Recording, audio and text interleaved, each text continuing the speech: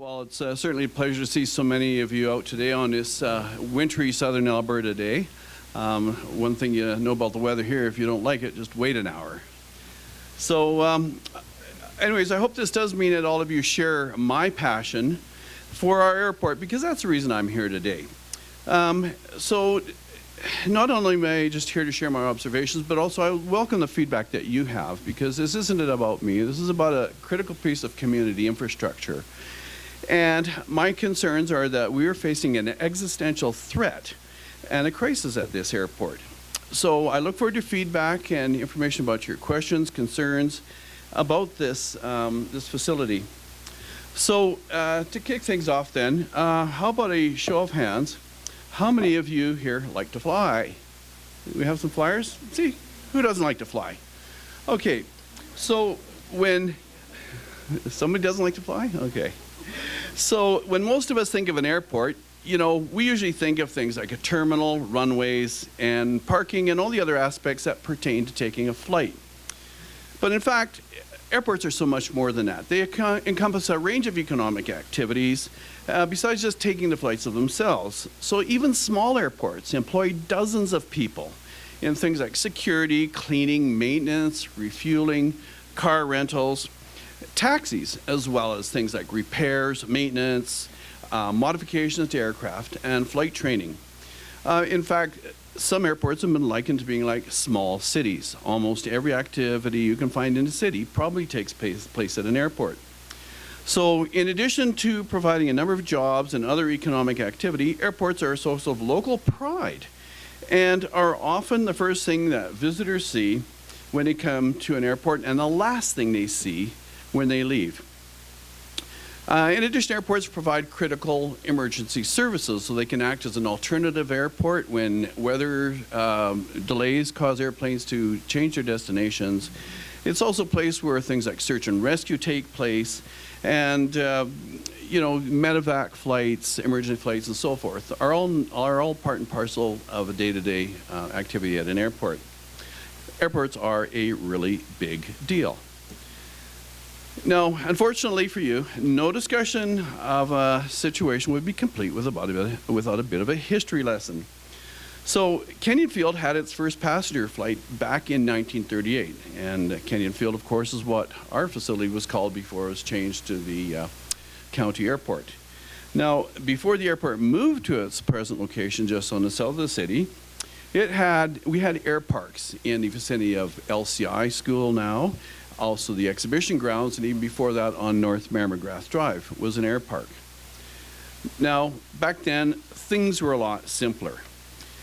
Now, in 1937, Trans-Canada Airlines conducted a national tour to show off their shiny new DC-3 and promote air travel.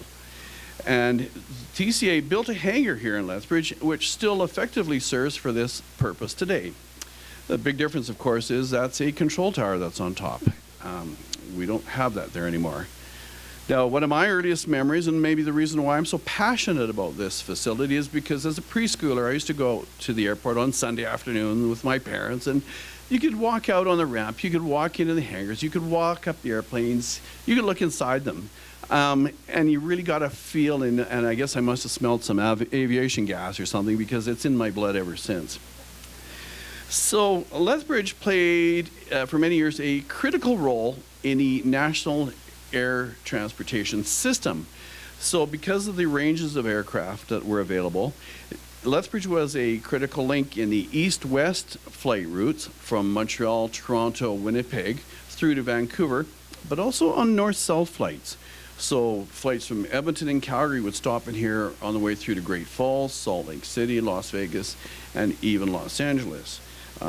Would you like to have those days back again?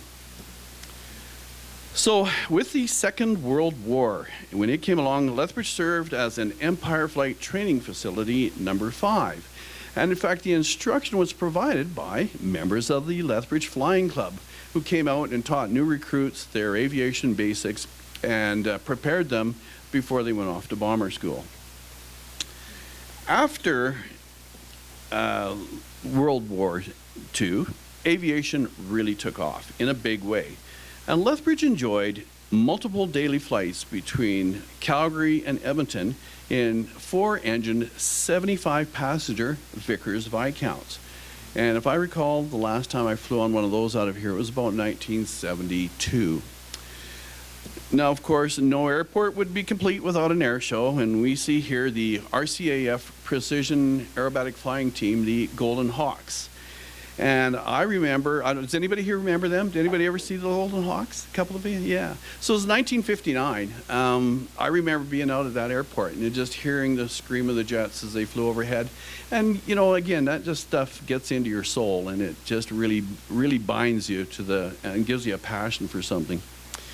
So that impact remains, of course, till this day. Now that, for those of you that don't recognize it, is an airport control tower. And in fact, it's the one that was built out in the infield just south of runway 0523 on the south side of the airport. And I believe it was the late 60s, and it lasted until the 80s. Now, the reason I mention this is because at that time, when I qualified to become an air traffic controller, it was here in that facility in 1980, Lethbridge had a population of around 50,000 people. But, you know, there was 60,000 landings and takeoffs a year, and we were the 35th busiest airport in Canada, which doesn't sound great, but remember, there were 90 airports, right? So we'll get to more about that later. Now, thanks to the vision of one man, Stubb Ross, Lethbridge made aviation history with the establishment of Time Air. Now, here we see their 30-passenger short 330 Skyvan, and Stubb was an innovator. He was usually the first one to adopt a new model type. So this is the Short Brothers, built in Ireland, 330 Skyvan. Well, or at least that's the box it came in. It was later replaced with a more conventional-looking 36-passenger Model 360. Now, as I said, as a visionary, Stubb was always out in front with his being first to adopt new aircraft. And this was the de Havilland Dash 7. And this is it in the Canadian regional colors. And back then, you could actually fly from Lethbridge to Kelowna and Vancouver and back again. It was amazing times. I think the height of Lethbridge scheduled air service kind of reached a peak when we had Fokker 28 passenger jet service. That's a 60-passenger jet to and from Calgary. And for a while anyway, we were just like a real modern city. But somewhere along the line, things began to change. One of the issues, just to give a little background, one of the issues that has come up from time to time revolves around the subjects of ownership and governance. While the concept of ownership is pretty well understood by most people, a big question on many people's minds is why the Lethbridge Airport is owned by the County of Lethbridge rather than the City of Lethbridge. Well, actually, this issue goes back to the 1980s, when bureaucracies around the world realized they were becoming a drag on aviation growth, as that industry was moving faster than governments. Not only did governments lack the financial resources to keep pace with growth, but they also lacked the specific industry expertise. So the Government of Canada's response, as it became swept up in the global aviation deregulation phenomena, was something called the National Airports Plan of 1994. This plan called for the transfer of 90 airports across Canada to local authorities. Basically, they wanted to unload them. So in 1995, Transport Canada contacted the City of Lethbridge to determine if there was any interest on the part of the municipality to take over the airport. And Councillors Weddick and Ward were appointed by a special committee to explore this opportunity and various options therein, and took their recommendations to the mayor at the time, Dave Carpenter. Now, according to those with knowledge of the situation at the time, the opportunity to acquire the airport was declined by the city. Later on, it was discovered that the right of first refusal to take over ownership of these airports was to be the jurisdiction in which the facility was located. In this case, that would be the County of Lethbridge. So that's how our airport came to be owned by the county.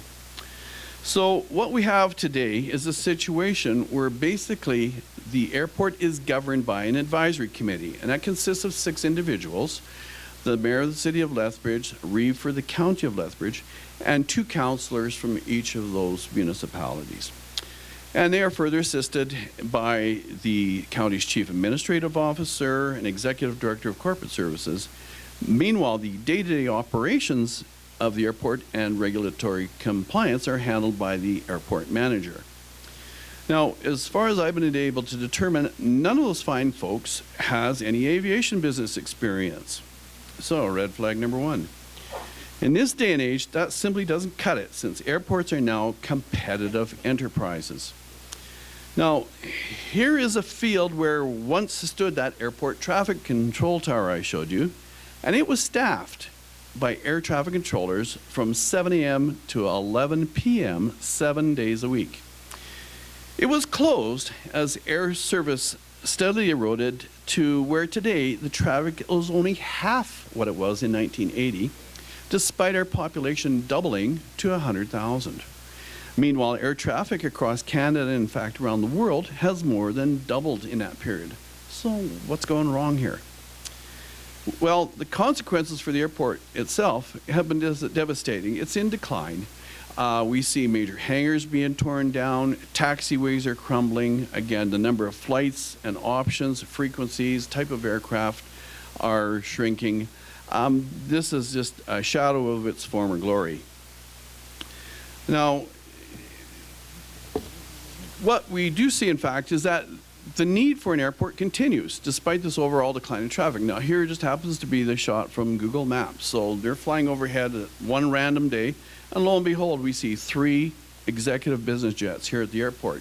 So the airport is a critical part of our economic lifeblood. And so there's many reasons to make sure that it's not around just for today, but for tomorrow and decades from now. Now, our regional market, which includes our primary, secondary, and tertiary market areas, amounts to some 275,000 population. And that's according to a study conducted by Environics Research just last year, so fairly recent data.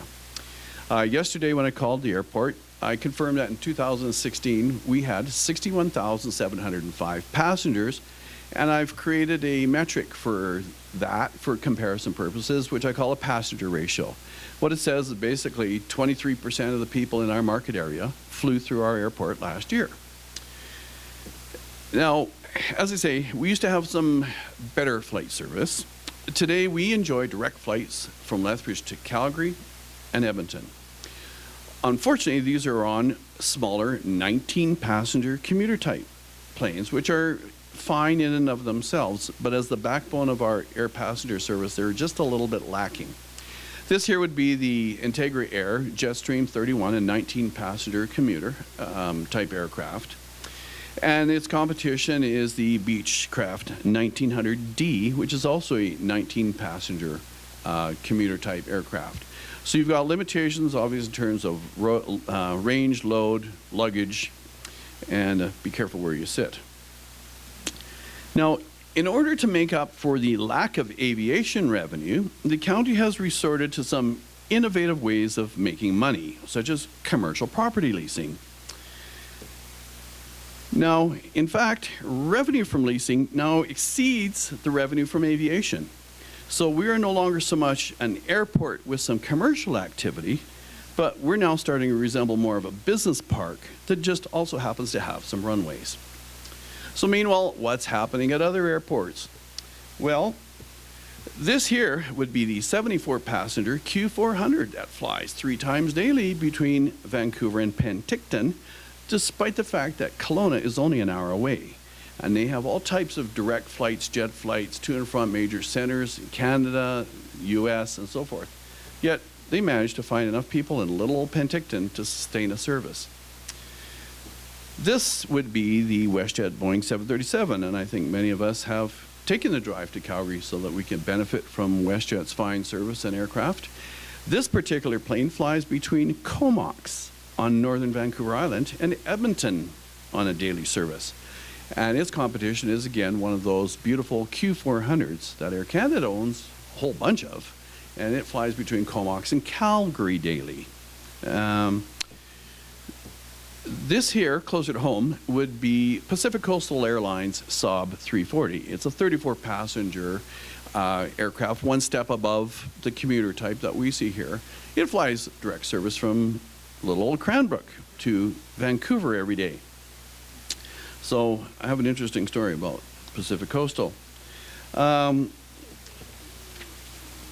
little close, how many of us have ever driven down to Great Falls to catch an airplane? A whole bunch of you. Well, guess what? You're part of a crowd that even includes people from as far away as Calgary that would rather switch than fight. So, as you can see, despite a drastically smaller market to draw upon compared to Lethbridge, approximately half as many people, they're drawing 6 times as many passengers per capita. So they did 354,000 people last year. And I know some people say, well, it's not fair. They've got advantages that we don't have. You know, they don't have to compete with Calgary and so forth. Well, as I said, they're drawing traffic from Calgary. And those people are driving right through Lethbridge. Now, hello? Oh, there we go. Okay, so Great Falls has direct flights year-round between Salt Lake City, Denver, Las Vegas, Seattle, Minneapolis, Phoenix, and they even have seasonal direct flights directly to Los Angeles and Chicago. So what we have here is the 172 passenger MD-80, and that has their flights between Great Falls and Phoenix, Las Vegas and Phoenix. I think many of us have taken that one. This here would be the Canadair regional jet, a 100-passenger jetliner that flies direct flights between Minneapolis and Great Falls and Salt Lake and Great Falls. This here would be another beautiful Q400. This one operated by Alaska Airlines subsidiary Horizon, and it's a daily flights between Great Falls and Seattle. Now, how many of us here would love to be able to hop on one of these and take a trip to Vancouver? Lots of us? Yeah, why not, right? And by the way, they're not just cheap tickets. When you do the conversion and you look at what they cost, people are paying a reasonable fare to ride those flights. So it's not that people are just necessarily looking for cheap flights. They're just looking for good quality service. This here would be another RJ. This flies on the Great Falls to Denver flight. So you see, they got modern aircraft, jet aircraft, big aircraft, room for everybody's luggage. And, oh, what's this? This would be the Airbus A320, which is plying routes between Chicago and Great Falls in the summertime. So you can see, for a little tiny place, they got pretty good service. So it's a little bit of success begets success. They've worked to build themselves as a desirable place to fly to and from. But they've had to fight for it. They've had to work for it. And you may be surprised to know they are not even the biggest airport in Montana. They are not the second biggest. They are not the third biggest. They are not even the fourth biggest. They are the 5th busiest airport in Montana, and they still have all those flights. And many of those other cities you see there are a closer driving time away than we are to Calgary. So they have competition. They have to fight for their flights, and they work at it. And what they have is they've got a weapon that we lack. They have what's called an independent airport authority. So what an independent airport authority is basically an independent ownership structure under which the authority has the ability to conduct its own funding, its own revenue generation, make its own spending plans, and to work deals with airlines, with developers, with aviation businesses, with anybody that wants to work in hand with the airport. But by and large, it's all airport related because they're focused on the success of the airport. So they are self-governing, and they have professional management. Now, in the case of Great Falls Airport, a brilliant fellow by the name of John Faulkner, who's the former director of business development for Seattle-Tacoma International Airport. So they've got some heavy hitters in there, again, working and fighting and striving to make Great Falls a success. It doesn't happen by accident. Now, I'm not the only one that thinks an independent airport authority would be a good idea and a good example of a model for our airport. no less a prestigious outfit than the Canadian Association of Airports, or the Canadian Airports Council, says that independent airport authorities are the way to go. And one of the reasons being is that a robust board member evaluation process is in place. And this process is transparent and does not provide any one particular entity, such as an air carrier or an elected leader, with a veto. And that's exactly the problem that we have today. So, in my opinion, folks, this must stop. Now, as I said, airports are much more than just flights. Airports are also a focal point for other types of aviation activity. Now, what you see here before you is called a jet prop DLX. It is essentially a Piper Malibu that is modified by a little company in Spokane. They've done, I think, about 80 of these now. And what they do is they take a Piper Malibu and they retrofit it with a Pratt & Whitney Canada PT6 engine. Now, how many of you folks are aware of that? Pratt & Whitney Canada actually has a plant right here in Lethbridge that makes PT6 engines. But are we strapping them onto airplanes here? No. You'll like this one. This here is a Viking 400 series Twin Otter. And it is built under license by a company, a Victoria-based company called Viking Air. And they started off by putting PT6 engines into de Havilland Beavers, and then they slowly gained their experience and expertise and built themselves up to the point where now they have a backlog of these airplanes. They employ about 200 people assembling them. But guess where the assembly is being done? Calgary, Springbank Airport. Using engines supplied by, you guessed it, Pratt & Whitney Canada. So apparently nobody ever thought to talk to Viking and see if maybe they wouldn't be willing to set up shop in Lethbridge. And despite the fact that, again, Lethbridge was an early adopter of Twin Otter aircraft, again, thanks to good old Stub Ross. And truly a visionary. We need more people like him. So again, airports are major contributors to the economy. That includes both direct and indirect jobs. But most importantly, it also represents an ability to bring new business to the city of Lethbridge in southern Alberta. Now, I was shared a story with the folks at Chinook Tourist Association who said that they staged an event a number of years back in which they sought to bring in travel professionals from across Canada and tout Lethbridge as a tourist destination. You know what they had to do to get them here? They flew them into Calgary and then put them on a bus to Lethbridge.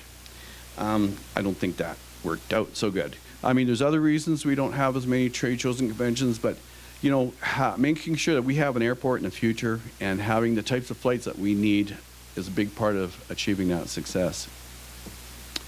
So again, I'm proposing that what we do is we transfer the airport to a Southern Alberta Regional Airport Authority that is responsive to the needs of all of Southern Alberta and can include input and nominees to the board of directors from the city and county of Lethbridge, but also all the other communities from Crow's Nest and Pincher Creek to Bow Island, Medicine Hat, and from Cardston to as far as Vulcan.